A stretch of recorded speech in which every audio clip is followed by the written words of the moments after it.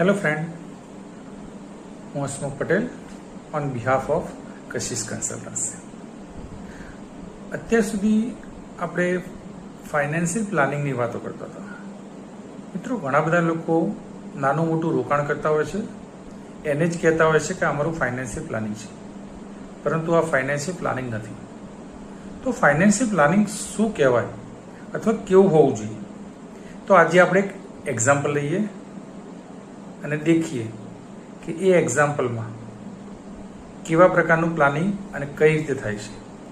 મિત્રો, આ એક્ઝામ્પલ બીજા કોઈનું પણ નથી, ફક્ત અને ફક્ત મારું અને મારા ફેમિલીનું છે. તો તમને ખ્યાલ આવશે કે આ કેસ સ્ટડીમાં કયા પ્રકારની બાબતોને આવરી લીધેલી છે અને કઈ કઈ કેલ્ક્યુલેશન કરેલા છે. તો સૌથી પહેલાં વાત કરીએ મારા ફેમિલીના મેમ્બર્સની. હું Hasmukh Patel, age of 45. My wife Rashmi Patel, age of around 40. My daughter Kashish Patel, age of 15 years. અમારા ઘરની અલગ અલગ બધી ઇન્કમ ભેગી કરીને ઇન્કમ 78,000 રૂપિયા થાય છે. હવે આ 78,000 રૂપિયાનું પ્લાનિંગ કઈ રીતે કરવું જોઈએ એ સમજીએ. સૌથી પહેલા પ્રોટેક્શન જરૂરી છે. પ્રોટેક્શનની બાબતની વાત કરીએ તો મારો પોતાનો 2 કરોડનો ટર્મ પ્લાન છે, 1.5 કરોડની પર્સનલ એક્સિડન્ટ પોલિસી છે, મારી વાઈફની 1 કરોડનો ટર્મ પ્લાન છે અને 1 કરોડની પર્સનલ એક્સિડન્ટ પોલિસી છે. અમારા ત્રણેય મેમ્બરનું 30 લાખનું મેડિકલ ઇન્સ્યોરન્સ છે, એટલે કે મેડિક્લેમ છે. આ ઉપરાંત ઘરમાં 1 4 વ્હીલર અને 2 2 વ્હીલર એટલે કે 3 વ્હીકલ ઇન્સ્યોરન્સ છે. આ સિવાય 20 લાખનું હોમ ઇન્સ્યોરન્સ છે. આટલી બાબત થઈ ઇન્સ્યોરન્સની. એનું ટોટલ પ્રીમિયમ 1,25,077 રૂપિયા અમે વાર્ષિક ચૂકવીએ છીએ.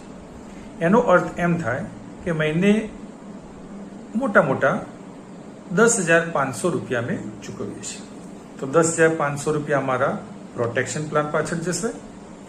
લાયબિલિટી એટલે કે હોમ લોનનો જે ઈએમઆઈ છે એ અંદાજે 13,500 રૂપિયા આવે છે. હાઉસ હોલ્ડ એક્સપેન્સ એટલે કે ઘર ખર્ચ એ 20,000 રૂપિયા છે. ઇમરજન્સી ફંડ કે જે આકસ્મિક જરૂરિયાતોને અને મોત શોખને પહોંચી વળવા માટે 5,000 રૂપિયા મેં પ્રયોજન કરેલું છે. એટલે કે કુલ લાયબિલિટી કે દર મહિને 38,500 રૂપિયાની આ બાબતે રિક્વાયરમેન્ટ રહેશે. હવે વાત કરીએ રિટાયરમેન્ટ કોર્પસ એટલે કે રિટાયરમેન્ટ પ્લાનિંગ. અત્યારે અમારા ઇન્વેસ્ટમેન્ટનું ટોટલી મૂલ્ય છે અંદાજે 18 લાખ રૂપિયા.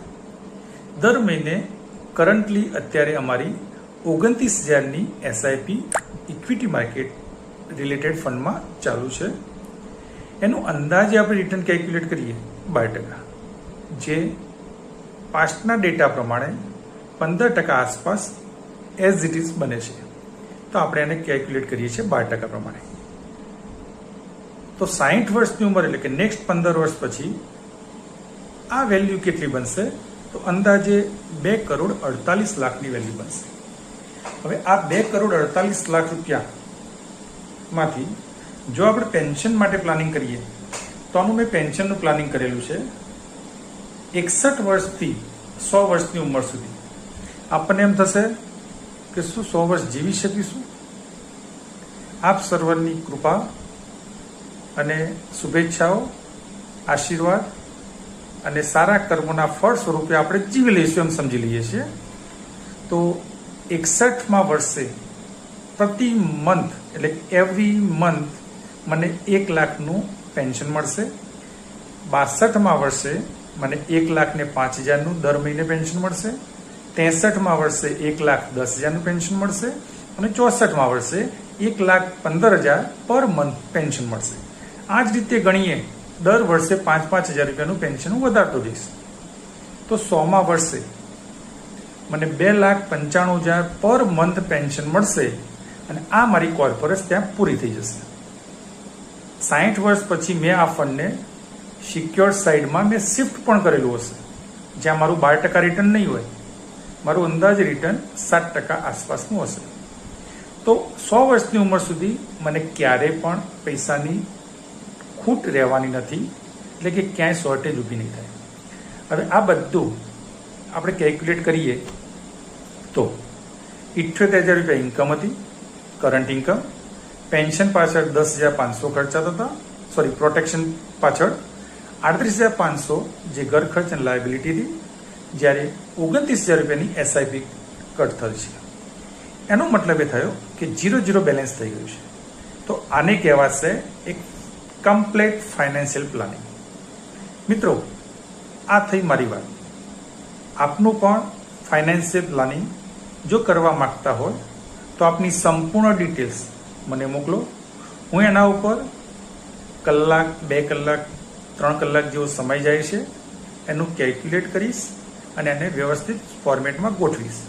ત્યારબાદ આપને 1 કલાક કે 1.5 કલાક માટે હું તમને રૂબરૂ મુલાકાત માટે બોલાવીશ, જેથી તમને દરેક વસ્તુની સમજ આપીશ. આ સમજણ આપ્યા પછી તમારે એનો અમલ કરવો કે ના કરવો એ તમારી મરજી. બાકી અમારું કામ ફક્ત તમને સાચી રાહ બતાવવાનું છે. એના ઉપર ચાલવું કે ના ચાલવું એ આપની ઈચ્છા પ્રમાણે છે.